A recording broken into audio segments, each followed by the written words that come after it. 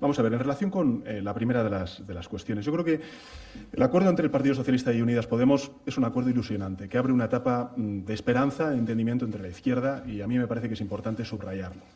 En segundo lugar, es novedoso. Es la primera vez en 40 años que se ofrece la oportunidad de tener un gobierno de coalición entre dos fuerzas políticas, por cierto, progresistas. Que eso también tiene un plus más de, digamos, de dificultad o de novedad respecto a lo que ha ocurrido en otros países con más tradición de gobiernos de coalición a nivel nacional, en donde evidentemente no pertenecían a digamos, al mismo espacio político, ¿no?, los miembros de esa coalición. En tercer lugar, yo creo que este preacuerdo incorpora las garantías que para las dos formaciones políticas era fundamental tener. Para Unidas Podemos su garantía era estar en el Gobierno de España y para el Partido Socialista la garantía era tener un Gobierno cohesionado, tener un Gobierno solidario en cuanto a las responsabilidades, y creo que eso está perfectamente recogido en el preacuerdo que hemos firmado el Partido Socialista y Unidas Podemos. Y además lo está en cuanto a la cohesión y en cuanto a la solidaridad y en cuanto a la lealtad, que es el tercer elemento que también está incorporado en ese preacuerdo, en los elementos sustantivos, en los elementos esenciales de toda acción de gobierno. Por tanto, creo que desde ese punto de vista se justifica. Y, en segundo lugar, yo creo que también hay una cuestión de que España ha vivido 3 procesos electorales en lo que llevamos de año. Llevamos 4 elecciones generales en 4 años. Y es evidente que tanto el Partido Socialista como Unidas Podemos teníamos una ambición, y era la de superar este escenario de bloqueo que hemos sufrido durante estos últimos meses y, en consecuencia, ofrecer una salida para resolver la crisis de gobernabilidad que vive España. Yo creo que también es importante y eso ha pesado, lógicamente, en esa voluntad que hemos manifestado tanto el señor Iglesias como yo mismo de desbloquear esta situación. Y, finalmente, también tengo que recordar que el planteamiento que hicimos y que además expliqué el otro día en el Congreso de los Diputados era que el compromiso del Partido Socialista antes de las elecciones era el ofrecer una salida a la crisis de gobernabilidad en 48 horas. Y es lo que hemos hecho. Y, por tanto, estoy satisfecho, insisto. Creo que abre una etapa ilusionante, una nueva etapa política en nuestro país, que corresponde a 2 partidos progresistas liderarlo. Y, efectivamente, espero y deseo que esa responsabilidad y esa generosidad que hemos demostrado las 2 fuerzas políticas, y que yo reclamé precisamente el 10 de noviembre, después de saber el resultado electoral y de conocerse de nuevo una nueva victoria del Partido Socialista en un proceso electoral, esa responsabilidad y esa generosidad espero y deseo que el resto de formaciones políticas también la asuman como propia, porque es evidente que tenemos que salir del bloqueo y tener un gobierno cuanto antes en nuestro país. En relación con lo que has comentado, Patricia, de la posición de Esquerra Republicana y la reunión que ha mantenido con la portavoz del Grupo Parlamentario Socialista en la mañana de hoy, diré lo siguiente. Vamos a ver.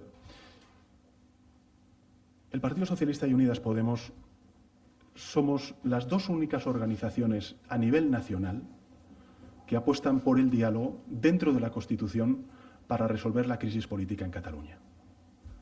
Las 2 únicas. Somos las 2 únicas fuerzas que aspiramos a superar esta crisis política con el diálogo, naturalmente, dentro de la Constitución y el Estatuto de Autonomía de Cataluña. Por tanto, aquellos que se oponen a un gobierno progresista formado por el Partido Socialista y Unidas Podemos, que es, por cierto, el único posible, porque así lo han querido los españoles, nos tendrán que explicar qué solución proponen, qué alternativa proponen, qué gobierno quieren. Desde luego, nosotros vamos a defender siempre el diálogo dentro de la legalidad y vamos a manifestar siempre nuestra voluntad, y eso sí queda reflejado también en el preacuerdo, de superar esta crisis política, lógicamente, mediante el diálogo dentro de la Constitución.